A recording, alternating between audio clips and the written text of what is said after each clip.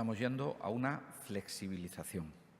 Eso significan 35 horas presenciales y hasta las 37 horas y media tienen que recuperarlos en tareas que tienen que ver con elaboración de protocolos, con trabajos que tienen que realizar en su domicilio sobre seguridad e higiene en el trabajo, etcétera, ¿no? Es decir, con una serie de actividades que evidentemente tendremos que pedir cuenta a lo largo del desarrollo del mismo.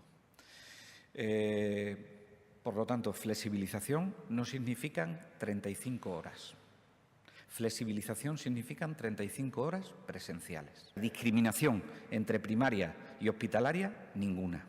Entiendo que la medida de flexibilización, para la inmensa mayoría de los profesionales, es recuperar un derecho. Porque ahora, obligatoriamente, se tienen que quedar hasta las 3:30 todos los médicos de atención primaria. Y ahora lo que le estamos diciendo es que no todos los médicos de atención primaria se tienen que quedar en el centro de salud hasta las 3:30. Se pueden quedar hasta las 3. Lo único que tienen que tener es un retén y no tienen que estar ni en los consultorios locales. Con lo cual, gana la mayoría.